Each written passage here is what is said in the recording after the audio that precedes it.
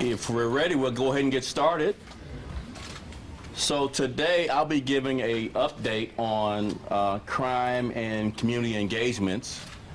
And Chief Angel Navales, who is over the Office of Constitutional Policing for the Chicago Police Department, will come in with a more detailed update on community engagement. Then we have the President and CEO of YMCA, Metropolitan Chicago, Dory McWhorter, will speak. And then Kanikia Howell, Executive Director of Southside YMCA, this one here, will speak. And then I'll come back just for a few questions from each of you. I want to start with a... Sorry, real quick, the mic is off. Sure. Turn the mic up. Sorry. Mic check. 1, 2, 1, 2.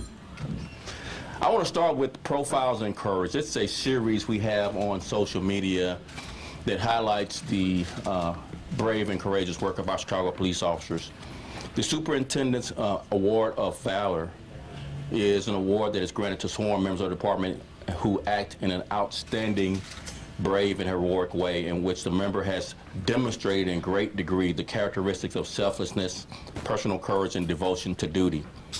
The Superintendent's Blue Star Award is granted to any sworn member who has been seriously injured, critically or fatally injured while in the performance of their duties. And on July 5th, Deputy Chief Patrina Wines and Sergeant Lasowski responded to an assist call resulting from an unruly crowd which formed subsequent to officers effecting the arrest. Upon arrival, Deputy Chief Wines and Sergeant Lasowski exited their vehicle and immediately engaged in efforts to disperse the crowd that now surrounded the arresting officers. As the crowd was beginning to slowly disperse, an offender emerged, displayed a handgun, and discharged it recklessly several times in the direction of the crowd and the officers. One round discharged by this offender struck Deputy Chief Wines in the left foot, and another round struck Sergeant Lasowski in the left upper leg. Given the chaotic nature of the street disturbance, the armed offender was subsequently able to use the crowd to make good his escape at the time.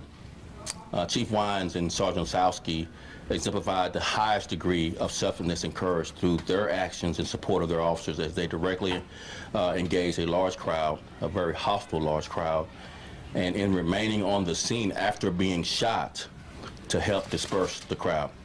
Both Chief Wines and Sergeant Lasowski have recovered from their wounds and have returned to duty as if nothing had happened, but they got shot trying to disperse an unruly crowd after making an arrest. So right to this morning's issues, I want to thank the Southside YMCA for letting us be in their facility. It's a staple in this community and will serve as one of the 22 sites across the city when we kick off tomorrow's National Night Out in each of our 22 police districts. As I mentioned, I'm joined by Chief Navales as well as Dory McWhorter and Kanikia. I just wanted to say Kanikia more than once to make sure I got every syllable right for her mom's sake. I also want to acknowledge Sharice Ledette, Chief Community Development and Equity Officer of the YMCA Metropolitan Chicago. Did I get that right, Sharice? Yes. Okay. And then Chicago Police Department is also committed to visibility engagement and collaboration, and our officers work tirelessly every single day to build bridges and grow community trust. Chicago has seen significant declines in both homicides and shootings for the 5th consecutive month. That's 5 in a row. We are down 38% in homicides this July compared to July 2021, and 25% in shootings compared this July to July in 2021. Here in the 3rd District is where this YMCA, where we're doing this press conference. Homicides are down 38% here in the 3rd District, and shootings are down 21%. Citywide, overall, from January to July, homicides are down 16% and shootings are down 19%. And in the top 55 beats where half the violence occurs in the city, and where our focus and our collaboration with city services has really blossomed, those 55 beats have had a 25% decline in homicides and a 33% decline in shootings. Citywide over the weekend, gun arrests were up 44%. Officers have taken more than 7,300 guns off the Chicago streets this month for the year. This progress is made possible by partnerships, but we know our work is far from over. Our goals are safe neighborhoods and lasting peace. Our continued collaboration with community partners, faith leaders, and the Community Safety Coordination Center and other city agencies is making a difference, as the examples of the declines. We are dedicated to holding ourselves accountable, working with the communities and stakeholders, and enhancing public safety. That's why this week the department is launching Conversations with a Commander as a big sign with the QR code to my right, but also here's a smaller version of our QR-coded Conversations with a Commander. These conversations is another part of our overall strategy to include the community in our public safety effort. These monthly events will be key opportunities for residents to engage with district leadership and collaborate to find solutions. The meetings won't always be about crime either. The community should look at these as real conversations, authentic conversations. We want to get to know you, and we want you to get to know us as police officers.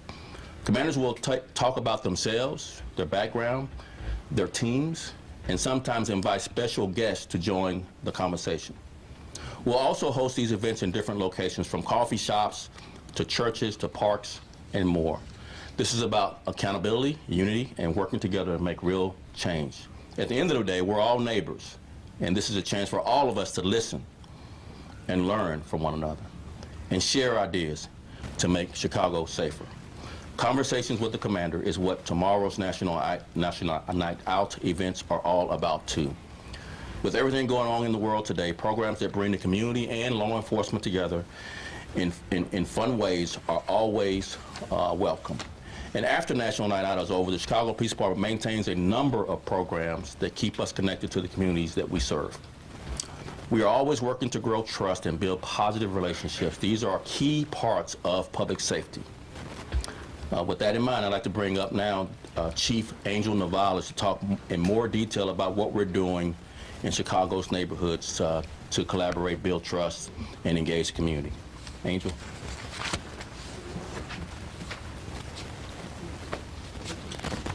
Thank you, Superintendent, and thanks to the City of Chicago for allowing me to serve. I also want to thank all the people in all the Chicago's neighborhoods, like the folks here at the YMCA who work hard to make their neighborhoods a good place to be. And I also want to thank all the city services, city workers, firefighters, police officers who work very, very hard to make the city the safest it could be. And I want to remind the good folks of the City of Chicago that we remain steadfast in our commitment to build community trust.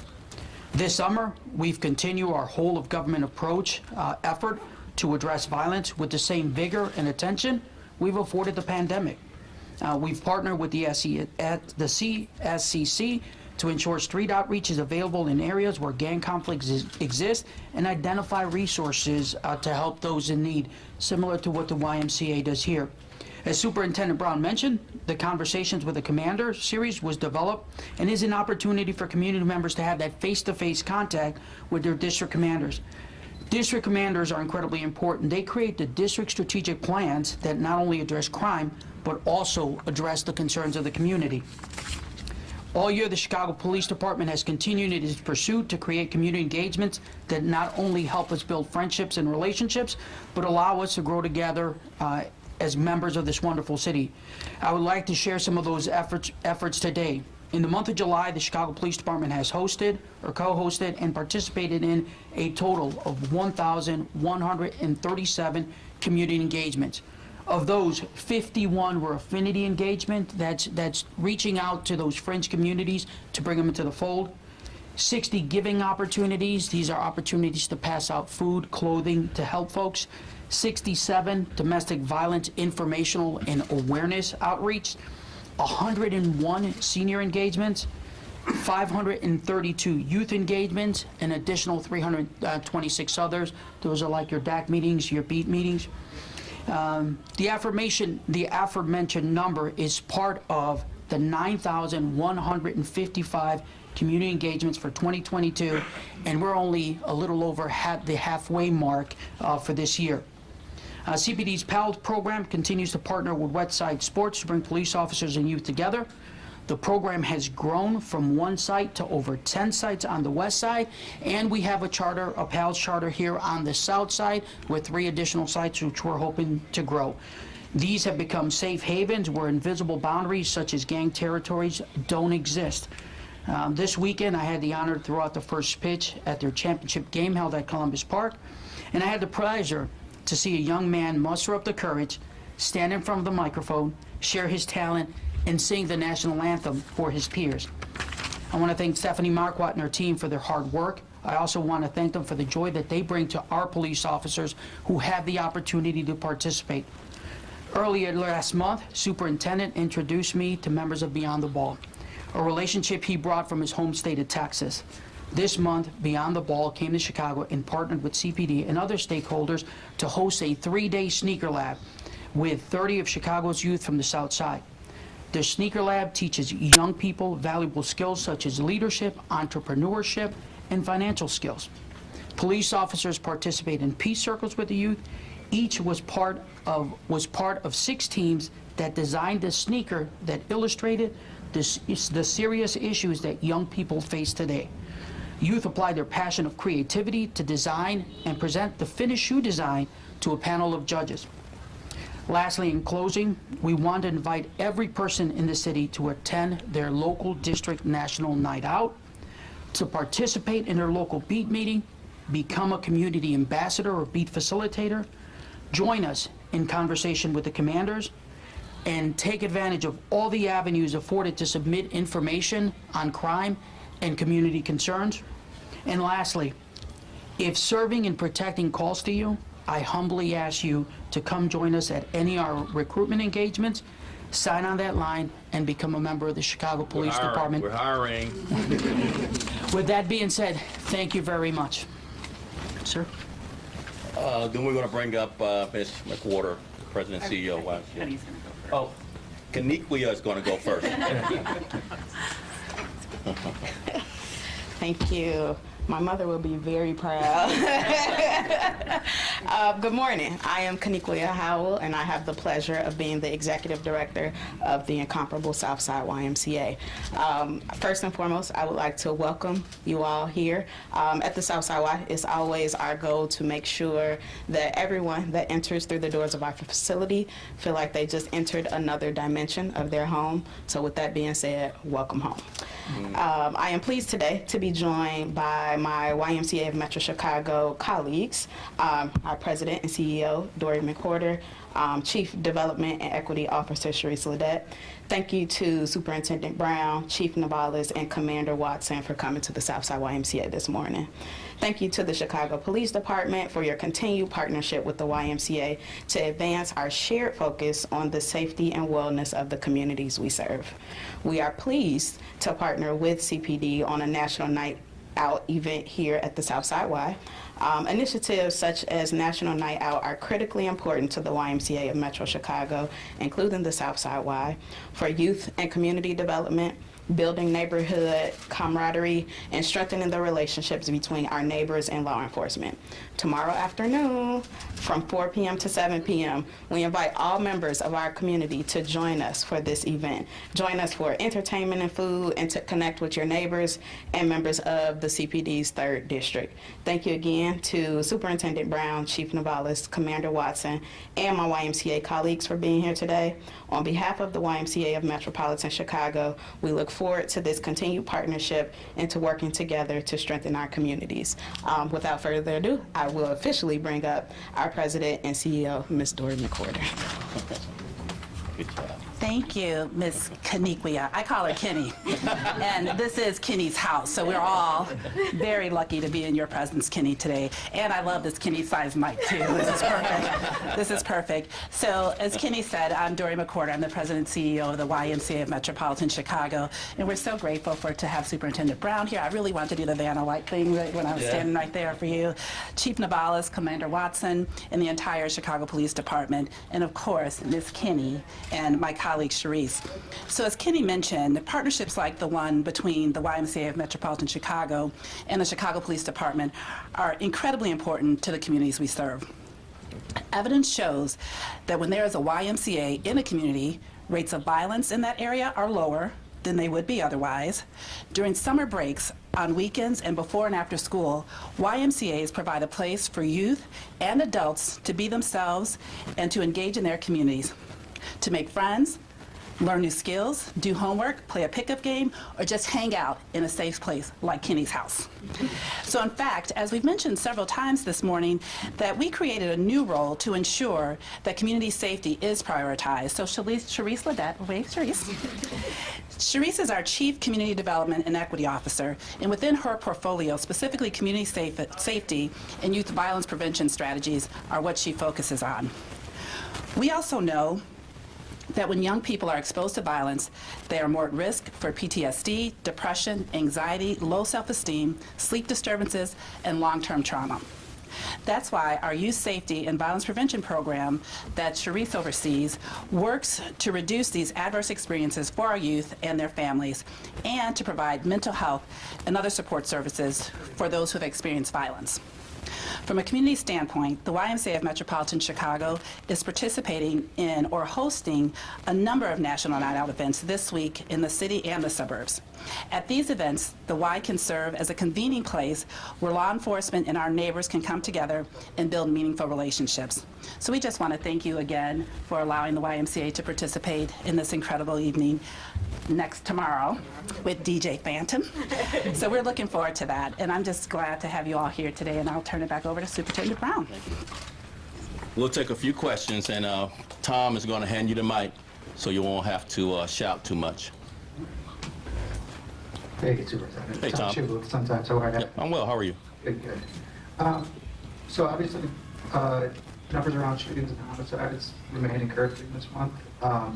His mic is breaking up, guys. I don't know if he's near the amp or not. I just wanted to clearly hear what you said. You said what was down? I said shootings and homicides. Obviously, it's encouraging to continue to stay down. Yeah. There are some crime categories that remain up significantly, like robberies, burglaries, thefts, motor vehicle thefts, some of them carjackings. I know that there was this great emphasis placed on deploying officers to these 55 beats in the most violent areas, and that you guys credited that for this, drop in violence. Is there a plan to address, to try to break down some of these other crime categories? As you know, our work is never done. It's always challenging to serve the public, particularly in the public safety space. And yes, many of the data metrics that show where shootings and homicides occur, so does robberies and other crimes you mentioned occur as well. But we are doing a deeper dive into our precision deployments around those separate categories, robberies and motor vehicle thefts primarily, really driving the increases. But I just want to highlight, many of those categories, not robbery, are down compared to 2019. So still a pretty challenging, proposition to spread even more resources into not only the CTA. We need to also improve resources and deployments within the loop in our downtown, as well as those categories you mentioned. So, like, again, it's just a challenging time to be in law enforcement, the most difficult, complex, and dangerous time. We have surpassed 2020 and 2021's record high levels of officers shot at and shot this year. We're outpacing those two historically high years. And so it's not lost upon me with not just the schedule changes, the impacts on officer suicide and the stressors related to this job to challenge officers even more. And it's not just, I know your paper did a really good job doing a story on the downs in arrests and stops compared to previous years. It's not going to be arrests and stops that do this. It's going to be places like the YMCA, collaborating with police, all these great programs that Chief Navalis mentioned, collaborating with police, to include also social services for mental health, drug treatment, collaborating with police. So it's the 1980s and 1990s, mass incarceration and stop and frisk was a failure. And if we go back to that for a short-term fix that likely still won't reduce violence, because we're in a gun violence epidemic in this country, we're awash in guns. We need continued legislation federally and at the state levels that restrict and cause real consequences for people who illegally possess and use a gun to hurt others. To partner with us in law enforcement. We're on the front lines. We're risking our lives every day, and it's risking our lives at higher levels than have been in the past. So just to focus on arrest and stops is really short-sighted and likely not to make us any safer. Next question. Hi, Superintendent. Hey, Charlie. Wojciechowski from Channel 5. Hey, Charlie. I wondered if you could clear up for us some of the questions regarding carjackings in particular. On the city's website, it says that there have been 272 carjacking arrests, trespass to vehicles, vehicle thefts, but the department put out that the number was over 700 before. So 272 versus 772. Where does that discrepancy come from? Sure. So carjacking is not a legal terminology for the crimes that are occurring. It is really a media term. The actual legal terminology that we use is based on state law. So there's vehicular hijacking is a state law violation. Then there's motor vehicle theft, that's still in the car. And then there's criminal trespass to vehicle, that's being in possession of a stolen car, whether you're a passenger or a driver.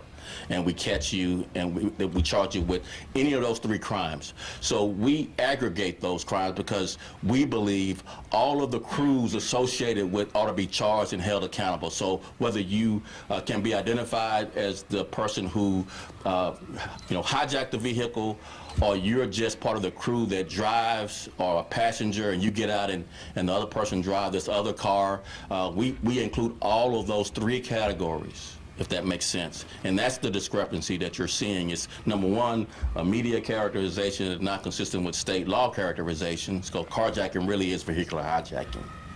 But it's also possession of a stolen car, actually stealing the car, whether you carjacked it or not. And we think all of those are the same, and we try as best we can to explain that to the public. Can I ask a follow-up to that? Sure. How hard is it to get a handle? How hard is it to get a handle on carjackings, especially because so many involve young people? And what tools do you need at your disposal to make that happen? I did an event last week with Tom Doherty who says he'd love another helicopter involved here. What does Chicago police need to get the job done? So the mayor found money for 2 additional helicopters for the city of Chicago.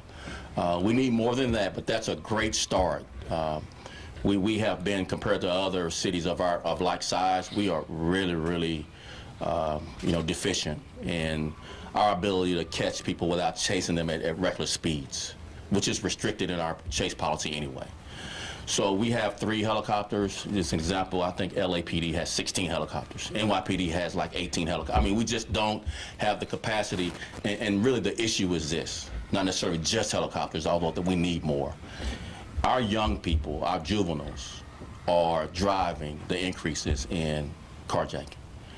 And there's the courts, the juvenile courts are just really running in place as it relates to consequences for these young people. And many of these young people, they use weapons. They terrify their victims by pointing at their heads. They have shot at and seriously injured and killed. And there's just not a consequence for our juveniles when they go through the court system. The officers are doing their job.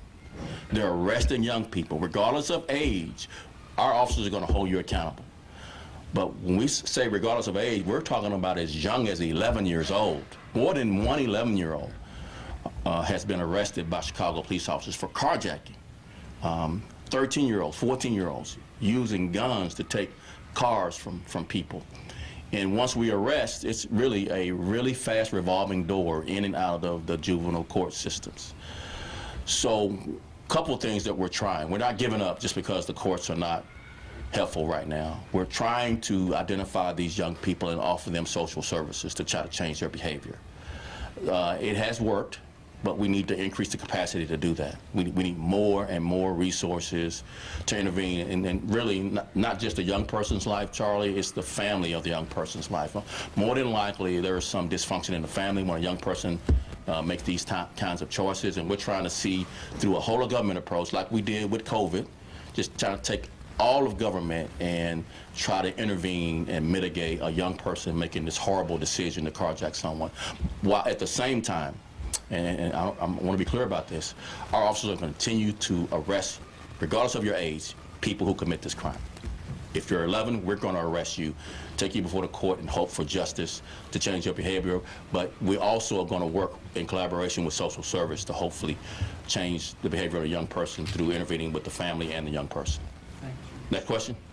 Good morning, it is Bajilos with Telemundo Chicago. Yes. According with the press release, this is the 5th consecutive month where the homicides are going down. As a reporter, when I go out, community members don't believe or agree with those statistics. They said that unfortunately that the effort and the work of the police is not enough. What is your message for them, especially when tomorrow is the National Night Out? So when we say homicides are down, that's the most trustworthy crime statistic you can use, because the medical examiner is the person that, and the medical examiner doesn't work for the police department. It's a separate entity. They decide if a person is deceased by homicidal violence. And then when we charge a person with homicide, the state's attorney has to agree. So the state's attorney is a separate entity that offense is a homicide, and therefore can be charged with murder. And so it is the most trustworthy statistic that's used in law enforcement. It can be compared across cities, so the public can trust that homicides are down because of those other entities have to verify. It's not just the police department describing that as a homicide, number one. Number two, you all play a big role in perceptions, in the way you report. I mean, there recently was a Bloomberg article about the outsized reporting of violence in this country these last 2 years, where the number of gun crimes and violence and the reporting of violence are just outsized, not really conducive to someone perceiving things as they are. So we need help from you in the media reporting, particularly when it comes to a category like homicides that's really a trustworthy metric to use and report on. When we say homicides occurred or are down or up, you can trust that others verify that beyond the police department. So we just ask that the media report the good, the bad, and the ugly, all of it. We don't want any passes or bias either way. Just right down the middle. I think people then perceptions would see how Chicago is much safer than it was in 2021 and 2020. We still have work to do to be lower than before the pandemic in 2019, but we are comparable to 2017, 2018. But we have a lot of work to do. As Tom Schubler with the Sun-Times mentioned, those other categories of crime are really important to us as well, to deploy resources around and get a decline in those, like robbery and motor vehicle theft. Hi, Superintendent. Hi. Karen Jordan, ABC7. Hey, Karen, how are you? Good, how are you? Good. What staffing challenges did you have this year to try to make sure that the homicide rate went down, and what challenges might you have going forward this year? So as you know, there is a national shortage of people wanting to be police officers in this country, and every department is competing for some of the same candidates to come into the profession. So we started out the year with a continued decline in police officers. And we had to prioritize what was really important as far as an officer assignment was concerned. And so as you hear my comments about carjackings, we have a carjacking task force. So that's a priority for us. We have obviously patrol beat assignments for our officers. I would argue that's the highest priority, is to try to cover all our beats.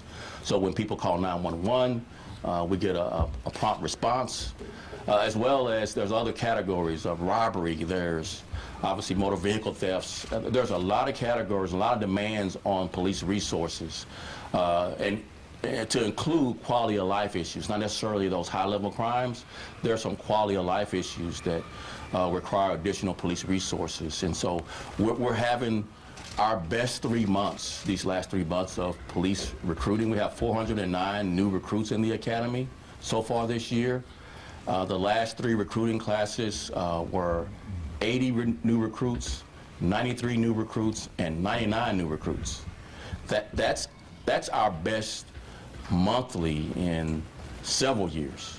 We just have to continue that for the rest of this year into the first quarter of next year before new vacancies occur based on retirements and other people leaving through attrition. So the challenges are the vacancies, as well as the demands of more officers across our neighborhoods, in our business community, in our retail corridors, on our CTA, and in specialized units that focus on some of the challenges as it relates to carjackings. So multifaceted, very complex, but if we collaborate with others, and if we see a need from a social service standpoint, let's not try to solve it with policing. In other words, if you think about mental health challenges, that's not a policing solution. You think about someone in possession of a personal use of drugs that's really addicted to drugs. That's drug treatment as a solution, not necessarily being arrested.